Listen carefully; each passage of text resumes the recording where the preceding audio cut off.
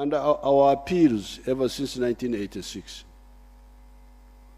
I remember very well that in 1986, I evicted the people that had invaded the Mavira forest, following the order by Idi Amin that people should take over the forest because forests have no value, and grow crops because they have more value.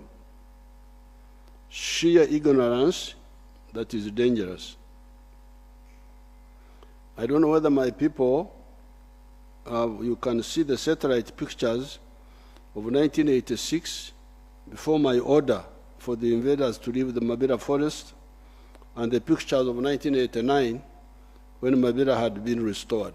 I don't know whether they can show us those pictures. Those are the pictures of the satellites. You know, the Ugandans, they think that nobody keeps a record of these issues. But there are people in the world who keep a record of all this. So I think on the left is Mavira before 1986. You can see the gaps. Then I think the other picture below is the one on the left, on the right. I think that was after, they say 1990 what? 2024 recently. The 20. Top one is the recent one. So where is the, so I'm not able to, Cheptoris, can you, do you have somebody from the forest? Yes, explain now. NEMA, or the Forest Authority. There is a man there. Explain this for. Switch on. Thank you, Your Excellency. I'm Stuart Maniraguha from National Forestry Authority. The first satellite image down on the right was of 1976, when the forest was still intact. Then moving to 1984, Your Excellency, as you ably said, after that double production policy order, the forest was invaded on the eastern side, where 6,700 hectares were destroyed. With your able leadership, Your Excellency, in 1989, there was eviction of people from that area of 6,700, and the forest is showing regeneration at that intervention. And the Forest Department then embarked on restoration activities. Then the extreme top left is the current satellite image of Mabira that shows the area that were gardens in 1984 fully restored. Where is the come and show us? Let them come and show, because the dark things, what are they?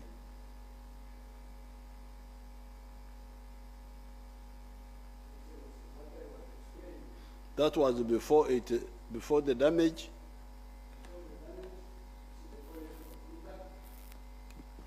Put it back. Then we started seeing a problem in 1984 when... Put the picture back, it was better. Put it back. The area that was attacked with that order of double production was the eastern part, where you see cultivation coming in. Then as we move to 1989, after you had misled our people to grow rice in the precious swamps and rear cattle there. The satellite pictures can show that encroachment on the satellite on the wetlands. That is where now. Come and explain to us. Explain to us in the... From NEMA. If you can get a foot ruler or something which can... Come on, let's put a foot ruler. Your Excellency, this is Chiruruma wetland ecosystem in Chigezi sub-region. Which year was that? This is, we didn't put the year, but this is before 1995. It is before 1995. It shows the extent of gardens and cultivations in Chiruruma wetland ecosystem. Near the river? Yes, Your Excellency, in Chigezi.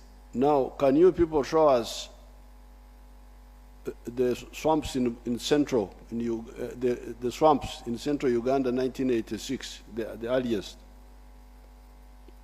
if you have them, before we captured Kampala? Which year was that? Your Excellency, this is the Rubiji wetland system. The first top right is 2002. It can be seen clearly that the ecosystem was not invaded. Rubiji wetland system is the dark and greenish. Yes. Then in 2002, here it is more clear for areas of Nakwade, Ganda, and Masanafu. There were no settlements. As we can clearly see the dark and green shades, that's the wetland of Rubiji. Then we see encroachment now in 2022. For Ganda, we have seen that in 2002, there were no people. In 2022, people invaded the wetland. As you can see between the blue lines is the wetland extent, and the red line is the extent after we have removed the people recently. So this is for Ganda, and the other one, Your Excellency, is for Nakwade, which shows then is, where will the water come from if you have dried the wetlands? Here we are talking of irrigation. Irrigation. Drying the wetlands is anti-agriculture. It is anti-irrigated agriculture. It is so unfair that a small number of wetland encroachers ruin the opportunities of the millions that could irrigate on the dry land. Number 3, the swamps are the natural filters of the water that goes into the lakes. Otherwise, you get silt going into the lakes, destroying the fish, and even eventually drying the lake through silting. The silting and pollution of the lakes, after removing the swamp filter, also poison our lake water for drinking and household use. It pushes up the cost of clean water for that purpose. If you were to ask the National Corporation, National Water Corporation, they will tell you that they must spend a lot of money to remove poisons from the water because of allowing removing the kakunguta, bakita kakunguta mu Uganda, removing the akajejana, mulinyankore, akajejana, the filter